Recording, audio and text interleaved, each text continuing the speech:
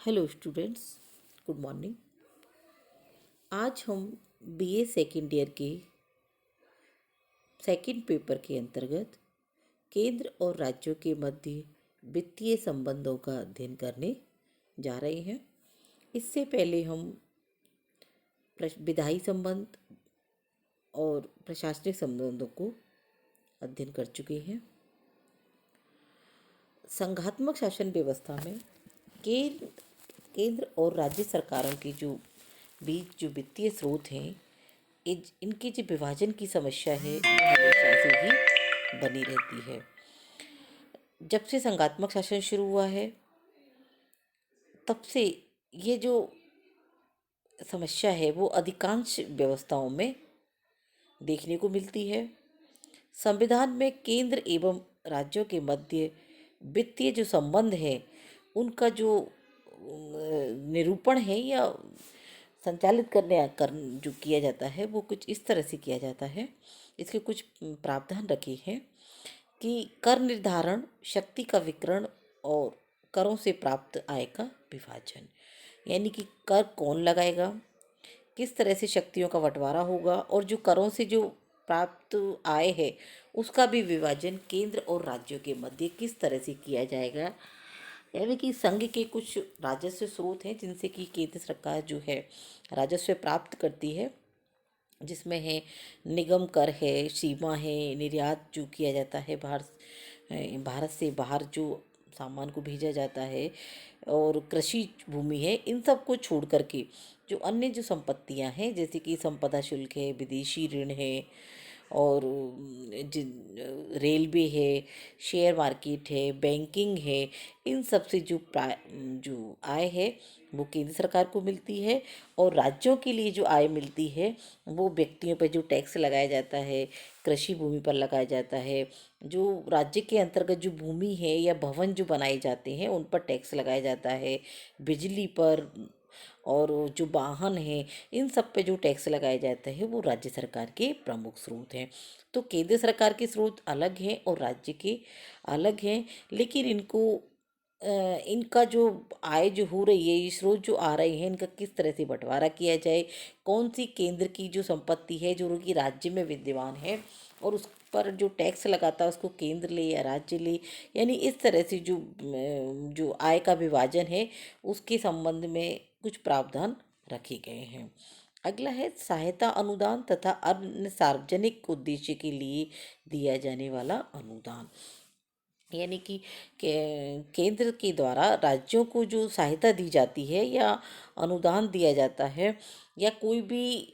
जो सार्वजनिक उद्देश्य हैं उनके लिए जो अनुदान दिया जाता है वो कितना होगा, किस मद में होगा, किस तरह दिया जाएगा, कौन सी शर्तों के साथ दिया जाएगा, ये भी एक हमारे यहाँ प्रावधान किया गया है। अगला है ऋण लेने संबंधी उपबंध, यानी केंद्र सरकार जो है वो विदेशी जो सरकारें हैं उनसे भी ऋण लेती है, उनको ऋण देती भी है और हमारे देशवासियों से भी उनको ऋण लेने का अधिकार है। और इसी तरह से जो राज्य सरकारें हैं उनको भी केंद्र सरकार की से जो ऋण है वो लेने का अधिकार है। यह ऋण सशर्त होगा या बिना किसी शर्त के होगा, इस सब का प्रावधान हमारे संविधान में किया गया है। नेक्स्ट है करों की नियुक्ति, यानी जो राज्य सरकार है वो जो भी केंद्र की संपत्ति है और यदि उनकी राज्य में वे विद्यमान है तो उस पर कितना टैक्स लगाएगी, टैक्स लगाना भी है या नहीं लगाना है। अगर लगाना है तो वो जो संसद है यानी केंद्रीय सरकार है उसकी अनुमति से ही लगा सकती है। जैसे कि भारत में रेलवे है जो कि से केंद्र सरकार की संपत्ति है, लेकिन वो चूंकि राज्यों में होकर गुजरती है रेल, तो पूरे राज्यों के संगठन, राज्यों के सारे कार्यालय हैं रेलवे के, तो उनके द्वारा जो बिजली प्रयोग में की जाती है उस पर राज्य सरकार तभी लगा सकती है टैक्स जबकि केंद्र सरकार उसकी अनुमति दे दी। और इसी तरह से जो राज्यों की संपत्ति है उस पर भी संघ सरकार बिना राज्यों की सहमति के कर नहीं लगा सकती। अगला है वित्तीय संकट काल, यानी वित्तीय संकट काल में सारे जो अधिकार हैं वो केंद्र के पास आ जाते हैं। और ऐसी स्थिति में क्या अधिकार राज्य के पास रहेंगे, राज्य किन किन मदों के अंतर्गत अपना पैसा खर्च कर सकता है, ये सारे भी प्रावधान है। अगला है भारत के नियंत्रक महालेखा परीक्षक द्वारा नियंत्रण। यानी भारत में जो नियंत्रक महालेखा जो परीक्षक है, इसकी जो नियुक्ति है वो राष्ट्रपति करता है और वो केंद्रीय मंत्रिमंडल के परामर्श पर ही करता है। परीक्षक का कार्य क्या होता है कि केंद्र और राज्य सरकारों की जो दोनों की जो सरकारें हैं उनका जो हिसाब है उसका लेखा जोखा रखते हैं और उसकी निष्पक्ष रूप से जांच भी की जाती है कि किसने का हिसाब जो है बिल्कुल सही है या क्या लेखा जोखा इनका है, कितना राजस्व मिला है, कितना खर्च हुआ है। तो कई बार क्या होता है कि राज्यों को राज्य सरकार जो है वो ये मानती है कि केंद्र सरकार जो है इन नियंत्रक महालेखा परीक्षक के माध्यम से राज्यों के ऊपर अपना नियंत्रण बना के रखती है।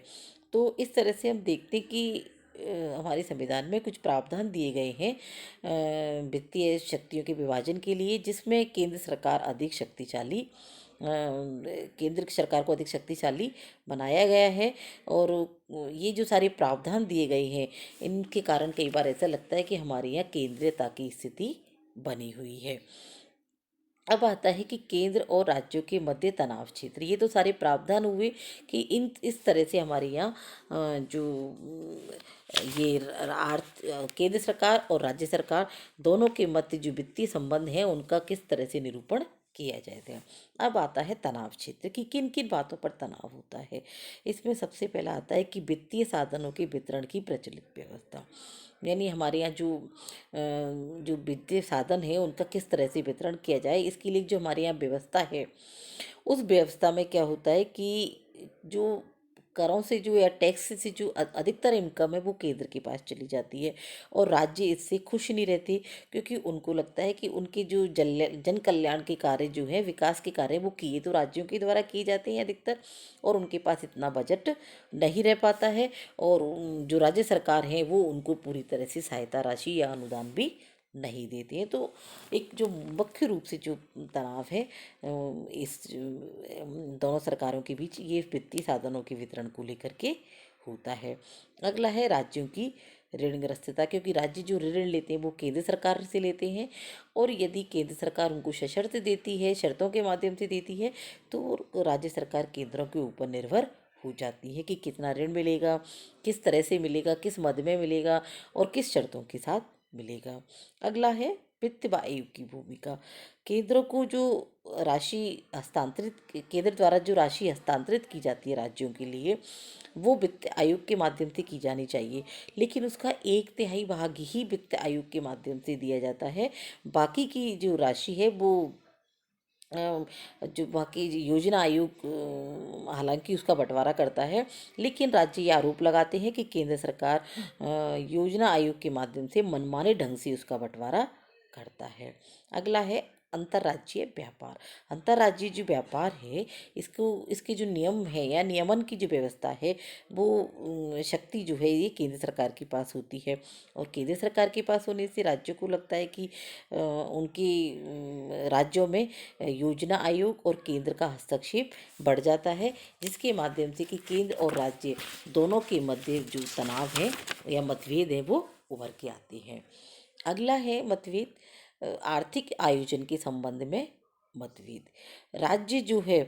वो ये मांग करते हैं हमेशा कि योजना आयोग की जो शक्तियां हैं इनको सीमित किया जाए, क्योंकि उनको ये लगता है कि जो योजना आयोग है वो योजना आयोग के माध्यम से राज्यों की जो शक्तियां हैं उनको कम किया गया है, क्योंकि और योजना आयोग का जो नियंत्रण है उनके ऊपर लगातार बढ़ रहा है और वो ये भी मानते हैं राज्य कि हमें जो भी अनुदान दिया जाए योजना आयोग के माध्यम से वो